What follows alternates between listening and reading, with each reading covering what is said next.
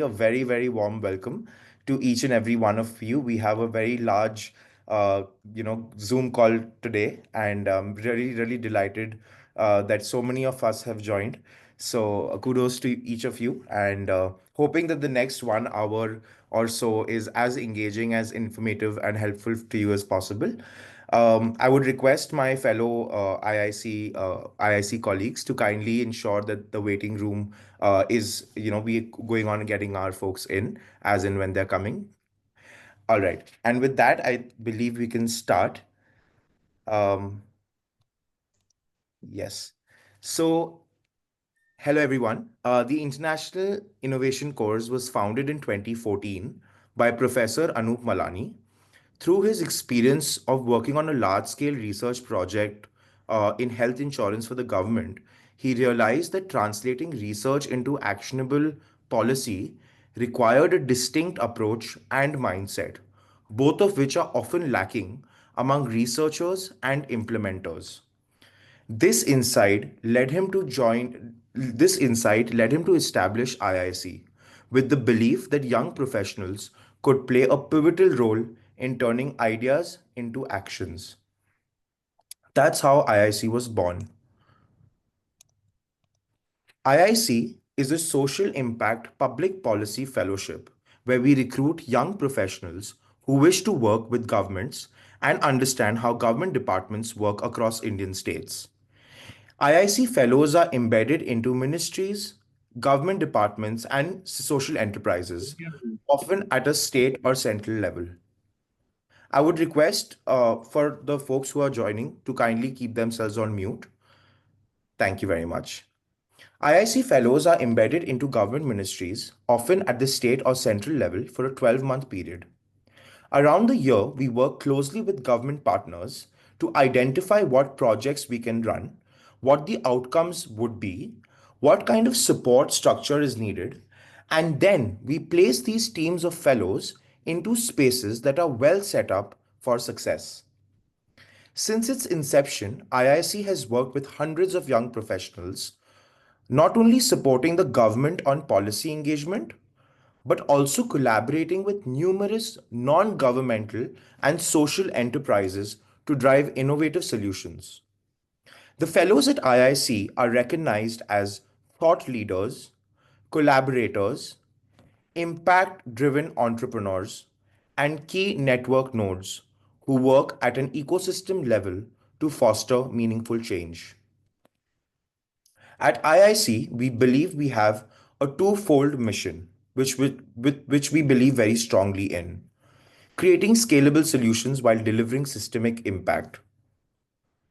We really want to help governments think a little bit more about research and data when they are designing these large scale programs. We want to help government ministries think about the beneficiary for whom they are designing programs and put humans at the center of design. Governments often design ambitious programs with the best of intentions, but they may overlook critical aspects of implementation, such as the necessary steps, the people on the ground, and the real impact on those communities. At IIC, we bring in teams that analyze global best practices, study existing data, and integrate these insights into government departments. By delivering actionable recommendations, we enable measurable improvements at a large scale. Secondly, Secondly, the mission which I almost resonate more with is that we are in the business of nurturing and developing leaders for the global development space of tomorrow. The experience of being embedded in the government or in a social enterprise for 1 year, working directly with government bureaucracy, provides invaluable insights into the challenges, the opportunities, and the necessary support structures. This experience offers a unique perspective on the thinking behind designing and executing large scale programs. It's a learning experience that will benefit anyone in their future career, regardless of the path they choose. Whether you want to pursue further studies, join a large international development organization, or even launch your own for profit enterprise, the knowledge and skills you gain from understanding and seeing how government functions will be an invaluable asset. We firmly believe that this experience equips individuals to make better decisions for themselves and for the country at large. A very, very proud metric of ours is that 70% of our fellows that come into the program stay back in this sector either through pursuing higher education, going for studying in public policy programs across, or even end up joining social impact organizations like a few of them that are mentioned on the slide. Over the past 10 years, we've engaged with more than 250 fellows collaborating across a diverse partner ecosystem that includes central and state government agencies, civil society organizations, think tanks, and social enterprises.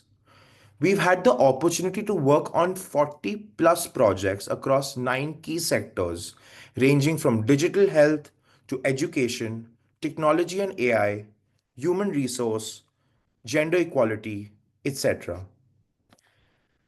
This is just a brief snapshot of the variety of sectors we work in. While we are sector agnostic in our approach, there has been significant focus on health in recent years, particularly in the post COVID context. We work both with central and state governments, each offering unique opportunities to the fellows. At the state level, our work is more focused on implementation, whereas at the center, it's about shaping large scale policies and programs. The experience in each space is distinct, but both are crucial for driving impactful change. I'll move on from our current project sectors and let our fellows joining us later speak more about it at length. Moving on, what you get as a fellow at IIC. You get the opportunity to collaborate directly with government departments to address some of India's most challenging issues. You get the opportunity to gain first-hand exposure to how policies are formulated and implemented.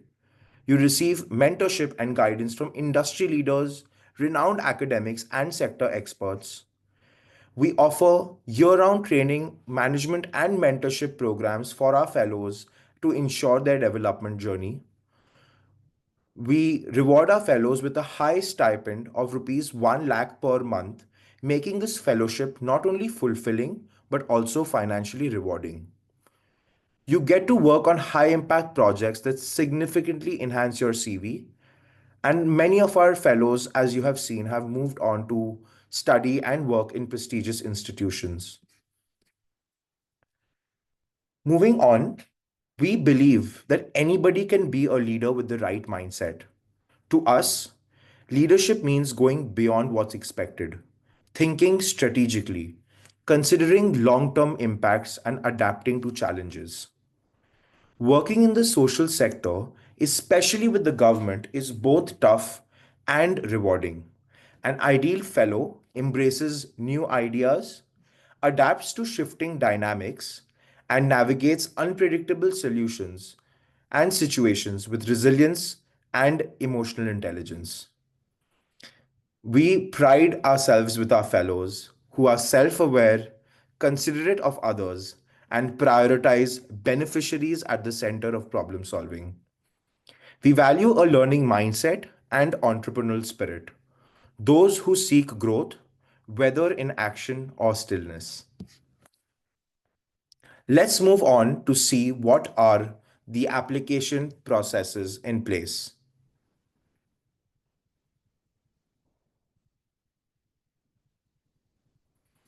Step one of our application process is our call for applications. We will share the dates with you shortly.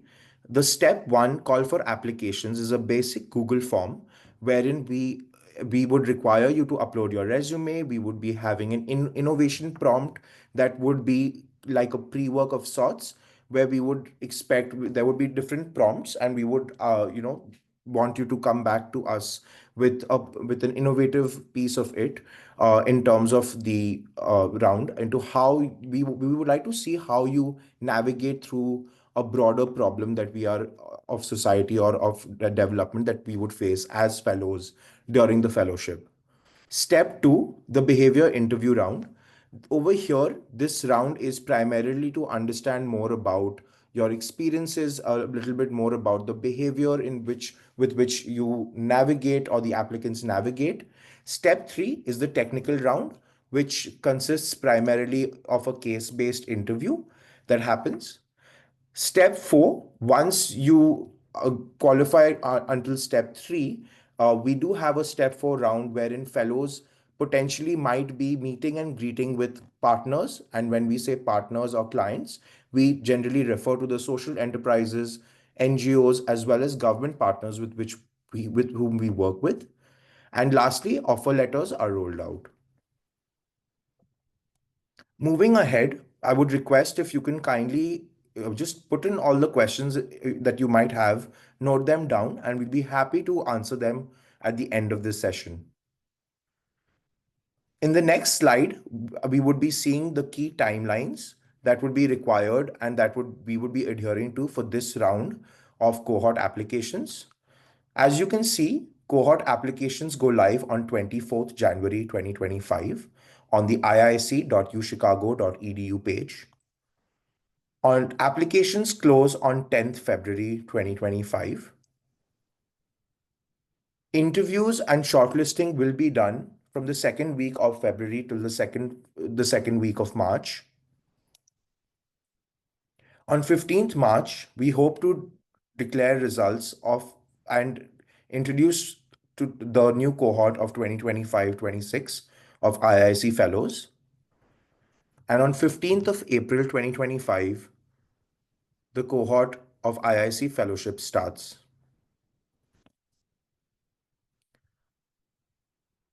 Well, that was all in terms of the presentation, in terms of what IIC is. And moving to the next part of this session, we will now have a short Q&A with fellows that have actually joined our call now. So I would request Shraddha, Chirag, Kapil, and Ojaswini to kindly unmute themselves and turn on their cameras so we can all see them.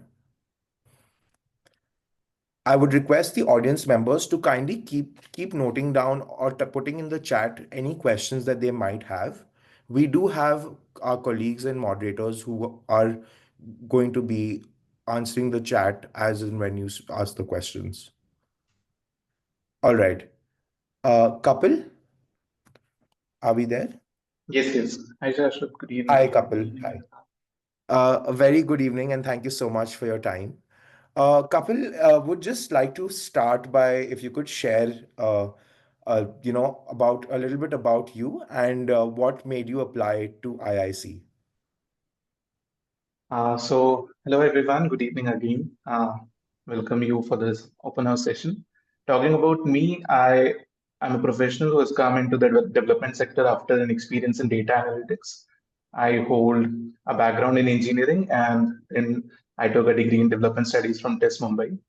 Why I did apply for IIC is like the answers was hidden in Shashwat's intro.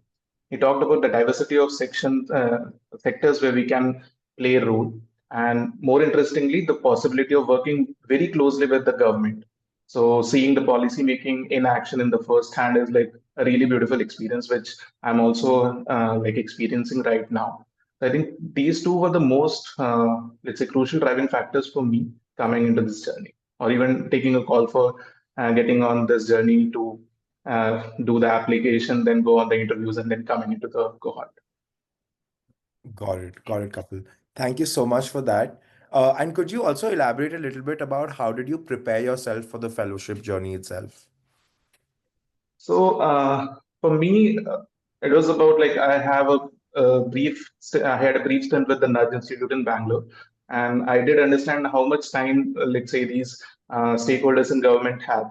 So keeping in mind their understanding of, let's say, what is the utility of time, I was open to all the possibilities. But when I was writing my solutions or the solutions to the prompt, I stuck to very basics. Like I need to be focusing on two or three key elements and delve deeper onto those rather than focusing on a plethora of things which can, let's say, work in the sector which may not. So the idea was like to be very practical in whatever I'm writing, and that should be implementable. It should not just be a futuristic idea or an innovation which could sound good on paper, but may not work in the real time, at least in the short.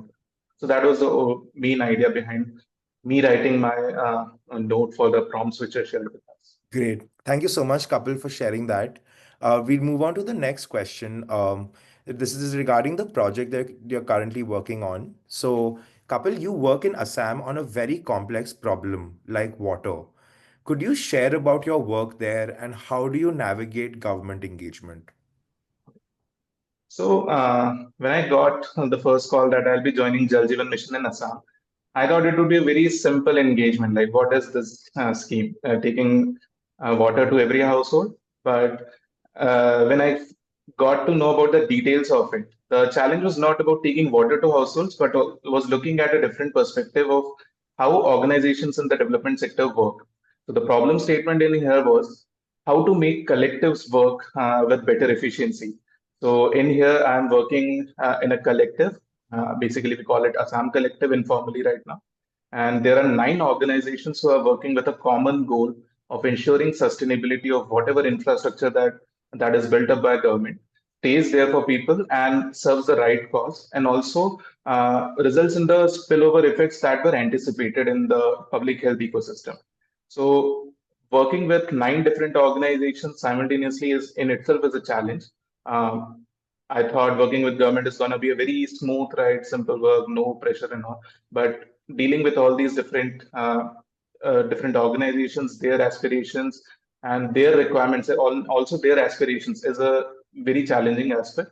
And secondly, since we are a part of Jal Jeevan Mission and keeping in mind how Assam is implementing it, 96% of the schemes are dependent on groundwater as a source. So we are also working with the government on refining the policy instruments so that whatever intervention happens uh, makes these systems sustainable and does not, let's say, hinder the prospects of utility for people in the short run. Because groundwater utilization in itself is very critical, and I think 4 districts of Assam are already scarce of the resources.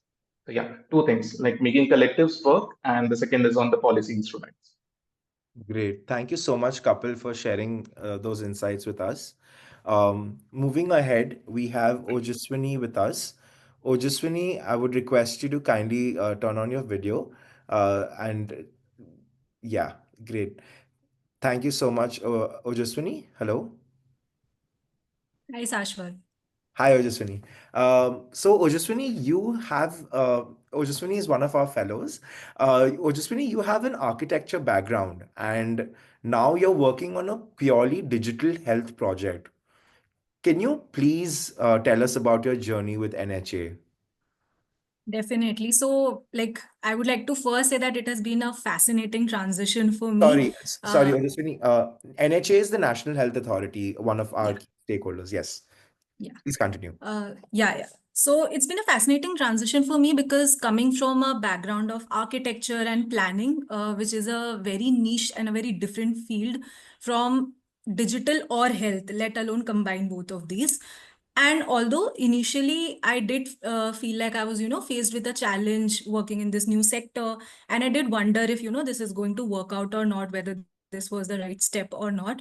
But one very specific thing that helped me was that this journey was made super easy by the team because they know the IIC team knows and accepts this fact about you that you might not be from the same sector, you might not come from the same educational background, and that is not what you are, onboarded for. And they are already well prepared to support you, in taking on this new role.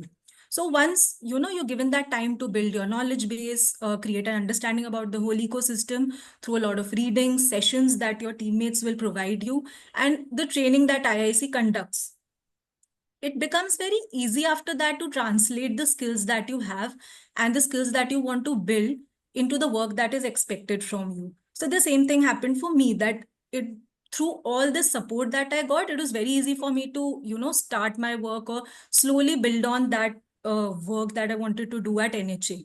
Like, for example, my architecture background has a focus on understanding human needs, creating functional spaces or frameworks. Surprisingly, these aspects helped me suit to, the role that I was given. And I worked on commonalities, like, you emphasize on the user-centric design, you emphasize on problem solving or a deeper understanding of the human behavior. So this is essentially what helped me transition from my its very specific education background to digital health right now. Got it. Great. Thank you so much for that, Ojaswani, for sharing so candidly. If you could just elaborate a little bit on the kind of mentoring and support you received that you mentioned, right? Uh, Yeah. to navigate your fellowship journey, and also a little bit about what a typical day for you might look like. Sure. I'll start with a typical day since it's easier to connect to what I just said. So a typical day is very dynamic. Since like me personally, I'm working in the use cases work stream. My day ranges from doing user research to understand, the needs and pain points within the system, to collaborating with cross-functional teams within the ecosystem here at NHA, or advisors from, outside the organization. Some days you also have to be on your toes. You have to, quickly prepare presentations or notes for some session, just to, communicate the progress to the government stakeholder, which could be someone, as high as the director of National Health Authority, and also present in review meetings. So towards the end, maybe on a day-to-day basis, you might not have a lot of flexibility, but overall, if you look at it from a larger perspective, you do get the time to shape your overall journey wherever you are placed at. And IIC essentially understands that, and they sort of allow you to shape a journey depending on, how you want to grow towards whatever goals you might have in the future. Great. Um, yeah, answering to the second question, the mentorship and support that I received throughout my fellowship journey was very invaluable, because I did find a lot of the aspects of work like tech to be a little new for me. Mhm. And my manager, project lead especially, were the ones who always understood that. They helped me, set up meetings with a lot of stakeholders who would sort of help me navigate these roadblocks, tech specific sessions, or even get in touch with, someone in the ecosystem who could make me more comfortable with this whole aspect of tech meeting digital plus health. This kind of support always helped me to sort of contribute better. And the collaborative environment that was created by the whole team that is present here then eventually led to a strong sense of, community, where I also understood that everyone is here to learn and benefit from, each other, getting those diverse perspectives and experiences. So in all, like, what I can tell to the all the people here who wish to, join this fellowship, is that it's an incredible opportunity for you to, apply your skills, obtain knowledge about new and challenging backgrounds, which will essentially result in building your confidence towards becoming a better leader. So you can, continue to learn and continue to contribute essentially to the development sector. Great. Thank you so much, Ojaswani, for sharing that. I'm sure it was extremely valuable to hear your insights as a fellow to the audience that we have here. Thank you so much once again. With that, I would like to ask Shraddha, one of our very dynamic project leads. Shraddha, are you there with us? Yeah, I'm here. Can Great. you hear me? All right. Yes, yes, Shraddha. So, Shraddha, from an IIC fellow last year to a project lead, would love to sort of, if you could take us through your journey as to how IIC developed you as a leader, and how has your leadership journey been while your Yeah, time? at IIC? sure, Shashwat. Thank you for the question. Good evening, everyone. Just to give you the context of my ISC journey, I'd like to also give the context of where I came from. So, I was working like Kapil, I was in the data analytics sector, and like Ojaswini, I had no experience of the policy space. But I was interested to transition to the development sector, and that is where I found IIC to be that perfect bridge for me to transition seamlessly from the corporate to the development space. So that is why IC has been so important to me, because it allowed me to transition to the sector in the first place. And secondly, once I was in, the sector was very new to me, and it took me some amount of time to get used to the new ways of working. And I was used to a very set way of working in the corporate office, and it was very dynamic in this new workplace. I was also at the National Health Authority. That's where I started my fellowship. And but just the trust that was placed by my managers in me, that you've been hired after a rigorous selection process, and now, irrespective of your how much experience you have, we are placing our trust in you to take leadership and take charge of things, take ownership of the work streams that you want to work on. I think that was the first green flag that I could see, and I had started thinking of continuing my journey with IIC and continuing to be a project lead. That's one thing. And secondly, very soon when I had joined NHA, I got an understanding of the bar that the team had already set and the expectations that the team has already met of the stakeholders. And the team was always referred to for some very good quality work that they would produce. So I would always aim to reach the bar that my team had already set. And in that, I think I learned a lot, and it was a great experience. IIC, specifically by its nature, does not constrain you to a set role, to a set work stream. You're free to take up anything, propose any new ideas, and there's enough space for that and ample opportunities. I think that is what made me choose to continue with the fellowship. And then uh, I also wanted to transition to the public health space from digital health, and fortunately I shared it with my managers and an opportunity opened up, and I was asked to take up this opportunity. And now I'm in Bangalore leading a project on public health, a sector that I was very interested to learn about. And it's been very interesting. As a first time manager, it can be daunting to take up this charge, but I think there has been constant support from the program team, uh, ensuring regular leadership trainings. That has been very helpful to take on this new journey, and so far it's been very exciting. Great. Thank you so much, Shraddha, for taking us through that roller coaster of a journey you've had at IIC so far. So, Shraddha, would love to. We have so many potential candidates who've joined us today. So, Mhm. if there's one piece of advice that you would give to people aspiring to be part of the IIC Fellowship, Yeah, yeah. what would you give that advice as? Yeah, actually, I have two pieces of advice in that case. One is what I received in my first induction training at IIC, and the other is what I have just experienced, and I would like to pass it on. The first one is what we were told in the first in our induction was, you have come in very motivated to bring change at scale, but you also have to realize it's a 1 year fellowship. So don't be very hard on yourself. Don't expect things to turn around very quickly. Have the patience to go through the journey and enjoy the journey while you're going through it. So take time to take account of, reflect on what you're doing and what you've done. So that is one. Be patient and enjoy the journey. Don't be hard on yourself. And second would be, because I transitioned from a very different work environment, I think it's very important to adapt to changing situations very quickly. So you can't be set in your own ways. You have to be a little flexible. You have to be open to be working in a very dynamic work environment. I think these two things will take care of you for like 12 months. Sure. Thank you so much for that, Shraddha.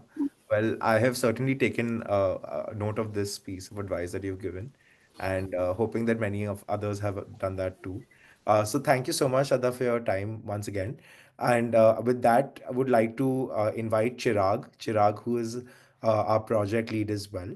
Chirag, am I audible to you? Yes, yes, yes. Great. Yes. So, Chirag, after a year of the fellowship for fellows, what would be, according to you, the potential avenues for these young professionals in the development space, if you were to, talk a little bit about that journey? So, hi everyone. My name is Chirag. I'm working as a project lead at IIC. Before joining, I have worked in different sectors of implementation, then political consultancy, and now I'm working at IIC as a project lead. So, as you asked, what are the opportunities that the fellows have after the 1 year of fellowship? So, ideally, what you do at fellowship provides you opportunity to learn about the domain in which you are working. Suppose you are working in an education space, then it gives you that understanding, that domain understanding to take it forward. At the same time, each fellow is equipped with the skills to deal with stakeholders at large.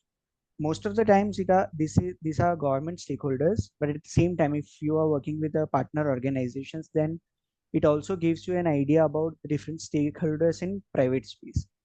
So with these skills, obviously you can switch into domain specific industries in which you are looking forward to. So suppose someone is working in education sector, then they can move forward in that direction with organizations, particularly in that section. A good number of fellows switch to consulting roles, as IIC in itself provides you that space and that skills of consulting to grow forward in your career.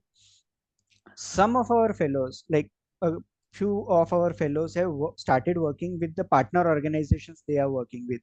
So that is also an avenue to take it forward. A lot of fellows are pursuing their higher studies after their fellowships. So a lot of our projects, as our research base, it provides you with that skills to take your higher studies journey forward. So these are a couple of examples. I am not going into specific names of examples, but if I shortlist it down, it's more of a consulting role you can look into. At the same time, a domain specific expertise if you enjoyed that domain, and then resource roles are always there. Basically, if you are looking for higher skills, so these are the three broad categories one fellows can look into there after their fellowship journey. Great. Thank you so much, Chirag, for sharing that valuable insight. Chirag, the last question that I had for you is more around. So you know this is a fellowship journey, right? Would love to understand how you would describe or differentiate between a fellowship versus just another full-time job. Okay, so I would be answering this question from my experience, as I was in a full-time job before joining ISC for 3.5 years. There are some basic differences between job and a fellowship that a lot of people might be aware of. As uh, a job profile gives you some employment goals, but it can be a long-term or it can be a short-term goal. The learning opportunities are generally associated in the domain in which you are working. While a fellowship can be a short-term duration, as this fellowship is, it provides you more opportunity, more on a personal side, and at the same time, as it is a very fast-paced environment, the opportunity for learning in a short period is very high. The second component is obviously there that when you're working in a full-time job, there are wider benefits other than the salary which one is receiving. While for fellowship structure, it generally works on stipends, as the case of this IIC fellowship is. These are the general differences between jobs and fellowship, but for me, the major difference lies on the growth of an individual. For a job, while one focuses majorly from an organization point of view, the major focus is on growing the organization and meeting the organizational goal. While when it comes to fellowship, it is focused more on the professional development of an individual. There would be always an institutional support to the fellows, but the onus on creating the experience of that fellowship always lies with the individual. And that has been my learning as well, that the fellowships generally helps fellows realize their potential to a true extent, and in a short period of time provides them more with opportunities to learn and develop their skills further.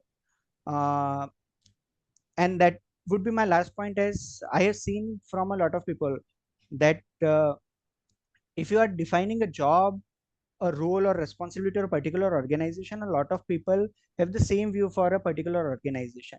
But when it comes to fellowship, the experience of each individual is very different, and that is the main point which I think is the difference between fellowship and a job as of now. Great, great. Thank you so much, Chirag, once again Thank for you. sharing that. And with that, we yes, with that, we actually come to the end of our fellow panel discussion. We would now request if there are any questions that have not been answered yet, to kindly, put them in the chat, and we'll try our best to answer them. I'll also be sharing on screen right now our current our email ID where you can reach out to us and ensure that your questions do get answered. This is the key timeline for those who might have missed it in the past.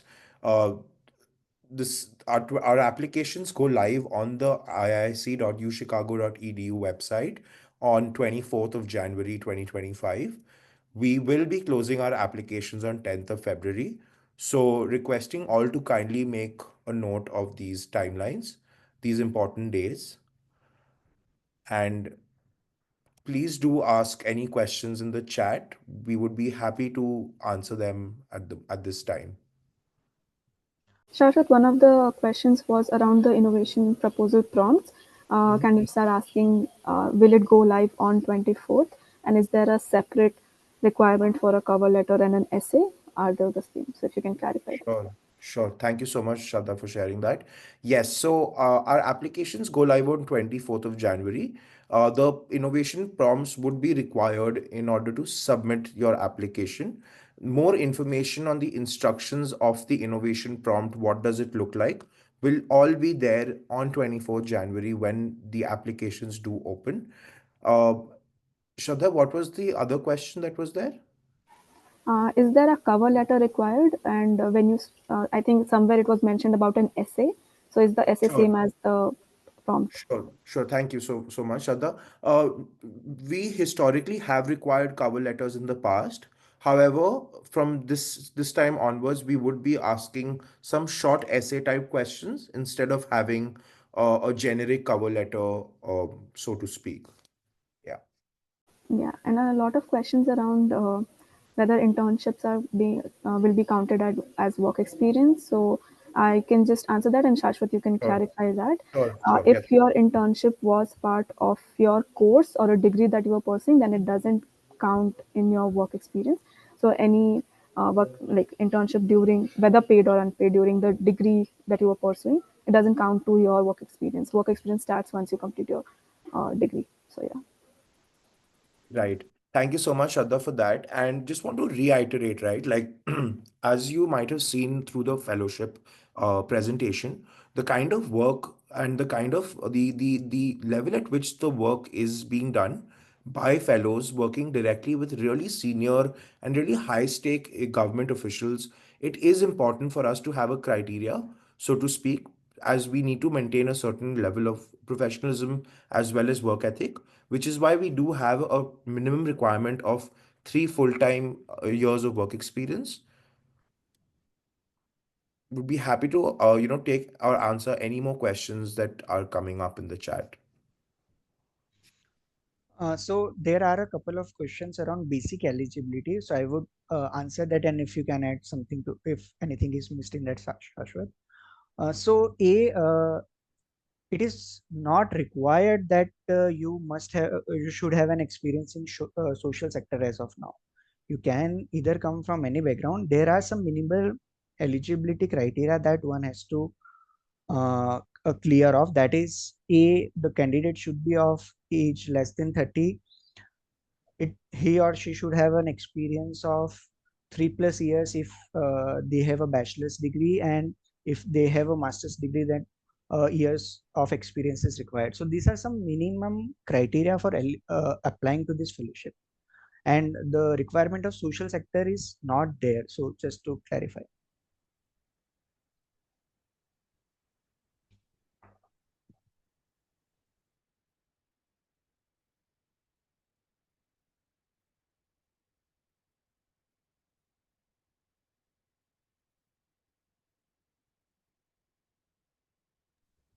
Uh, Shashwat, just flagging that there were some questions where people were asking that if they have an experience a little less than 3 years, do they qualify or not? So, any clarification on that would be helpful. Sure. So they do not qualify for the, since we have that criteria. Would sincerely urge we do also take. We will be also having the IIC Fellowship next year as well. So we do have a cutoff for 3 years of full-time work experience, and that we will not be able to, unfortunately, uh, we would not be able to accept that.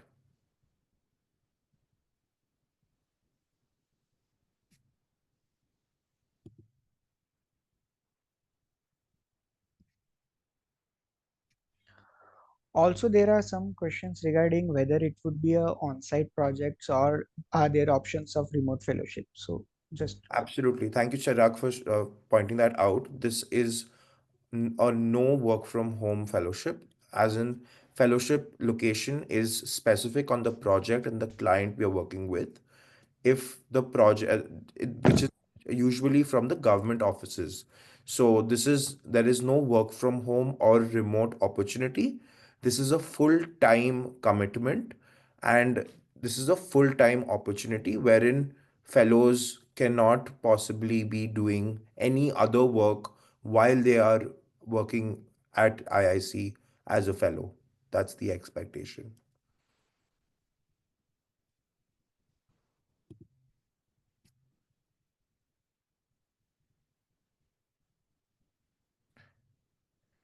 State deployments of the fellows. So we do have a stipend that was mentioned during the session, which is capped at 12.7 lakh. It's a fixed amount of 12.7 lakh per annum.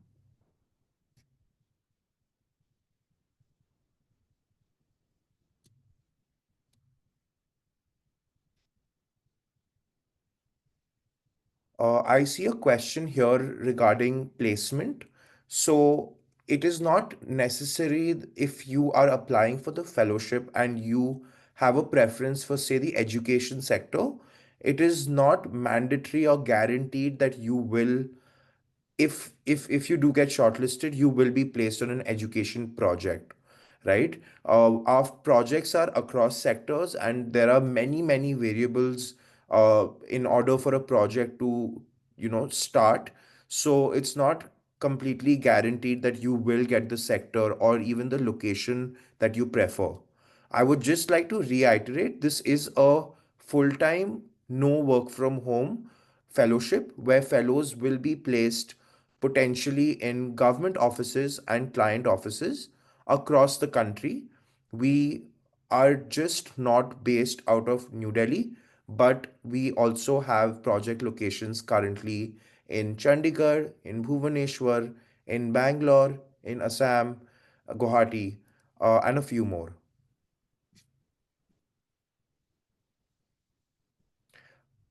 We are getting in a question regarding the innovation proposal.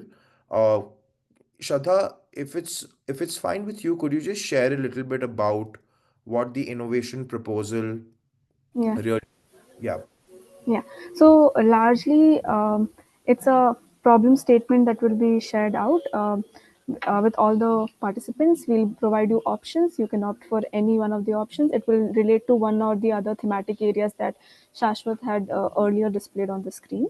So, for instance, you get a problem statement on digital health, and there will be a certain case scenario.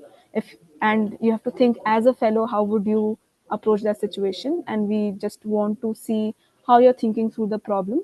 And that's essentially what we're looking for. There's no set pattern of answering that. There will be a word limit that Shashwat can confirm, or later then it will be on our page.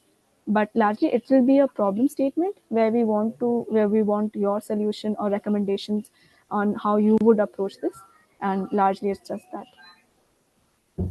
thank you so much, Shraddha. I just got a question tagged. Can anyone confirm if I have bachelor's plus 3+ years of full-time experience? Yes, if you have a bachelor's plus 3 years of full-time experience, you are eligible to apply for the fellowship. Yes. Shashwat, again flagging this. There have been multiple questions about the technical round, so if we could share some details about that round, that would be helpful.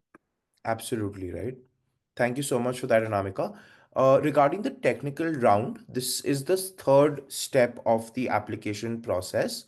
The technical round is more of an interview wherein this happens after the behavior interview round is completed. in this technical interview call, it is more to understand, it would be a case based in conversation where the objective or the intent is really to understand how an applicant goes through the journey of solving problem, as well as how they approach a problem, right? So it would be case based and it would be a one on one interview by one of our senior management members. I hope that that has been that gives clarity to the question. If there are any other questions, we will be closing this call at by 7 p.m. So kindly ensure that you either put it on the chat or unmute and answer and ask. Hello. Yes, Naga. Yeah, Hi. yeah. Can PGT students with experience apply? Like we'd be completing from this on public policy this May. Okay. Yeah. So would you be able to? Do you have? So it depends on the full-time work experience, right? Yeah, Um, we have full-time experience. should not be a problem, Naga. Looking forward. Thank you.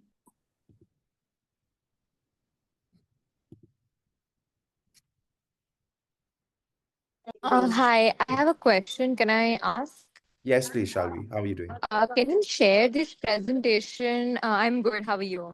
Great. Thank Can you, sorry for disturbance, but can you share this presentation by any case? you. I'm not. We'll be able to share it with you. We have your email IDs, so that will be shared. Yeah. Okay. And is it possible for you right now to just keep the slide of the key timelines so that we can just have a quick look? Absolutely. Thank you so much.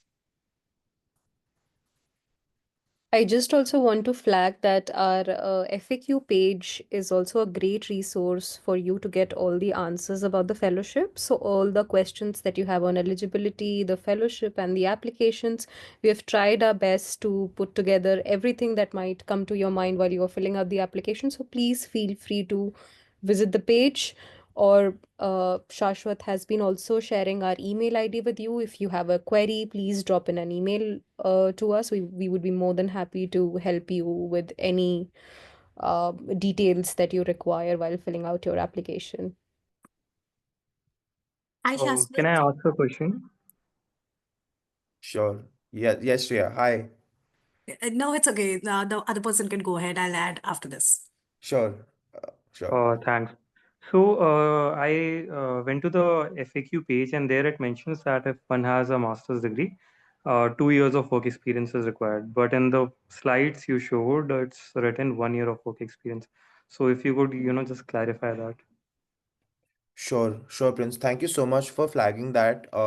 Maybe it's just from our end, maybe it was a oversight, but thank you so much for clarifying, for actually asking that. We actually are masters plus 2 years of work experience, even though it might have said masters plus one. So just want to reiterate and sort of make sure that everybody gets that right. Thank you once again, Sure, Prince, for sure. Thank you. clarifying that. Really appreciate it. Thank you. Yes, Shreya. Yes, hi. I'm just curious about something. It's not like a very technical question, to be very honest. I am curious about, like, if you are saying that placement of the fellow is dependent on a lot of variable factors, which is understandable, right? Like, it's the need of the people and the development sector also that we are placing people on. I'm curious about I know leadership and scalability is one of the things that I read on the presentation, but what is the overall goal and the skills that you're hoping that the fellows would walk away with, that is also transferable? Like, for example, if I'm from education and I say I'm placed with a project based on health or like agriculture or whatever it is, what is the overall transferable skills you are looking at or IIC is looking at to build? Because I might not continue in health per se, but I might continue with something else, right? So does my question make sense? Absolutely. Shreya, thank you so much for asking that actually.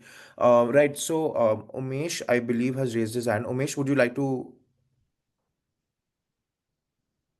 Yes. Thank you for this question. Shashwat, is it okay if I answer that? yes, please. Sure. I was Yeah, just. I think I was a fellow in 2021 cohort, and to be answer this question, I think uh, few transferable skills that uh, all the IIC fellows, just by the uh, overall exposure to the project assignments and trainings and continuous mentorship that goes, are, I think, something like a very keen professional skills that one needs in their career, like stakeholder management, whether you're posted at government, non-profit research. I think in general, overall, the kind of problem sets IIC works with are very niche policy or niche problem statements that are very challenging. So I think the overall experience of working on a very complex problem with multiple stakeholders, with urgent priorities, and all of them with a very quick turnaround time gives a very direct first-hand experience to fellows as policy professionals working on those problems. And I think also broader, how do we engage with ecosystem? And yeah, so I would say broadly stakeholder management and solving one policy problem from end-to-end cycle of analyzing that problem, working with some demonstrable pilot, and then coming up with advocacy efforts to expand horizon of that solution to a broader geography or beneficiary. I think just that one experience of working on a problem statement across this challenging environment really gives a good exposure. Uh, Other than that, I think the overall IIC setup, what it really helps is there is no re- restrictions of the exploration on those problem statement by individuals. So what it does is it depends on the fellows on how do they want to put more effort and take that to a broader level. So that also is a very unique experience where bunch of fellows with some support from IIC program are really solving for their problem. And then in the last 10 years, I think we have the demonstrable history where fellows have gone beyond what is required of them in, say, in a typical job, but have came as a thought leader in those domain because of that experience. So yeah, I would say that overall experience of analyzing the problem, solving it, putting more curiosity and research into it gives a very unique experience. I hope I have answered this question. No, no, you have definitely answered the question. Thank you so much for explaining it so descriptively. Thank you, Shreya. All right, folks. Thank you very much for all the participation and engagement. I believe a few of you have just joined in late. Please do keep in touch and please do follow us on our social media as well as on our website. We will be having this space in terms of the timelines. Just would request you to go through the timelines once again. I'll be putting that on the screen just for everybody's knowledge once again.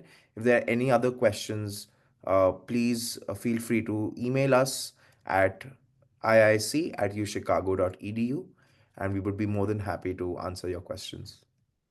So thank you very much, one and all, for joining and taking out the time to know more about the IIC Fellowship as well as your interest in the social sector. Uh, Thank you once again, and we look forward to receiving more questions and hopefully answering them, and as well as your applications on the 24th of Jan.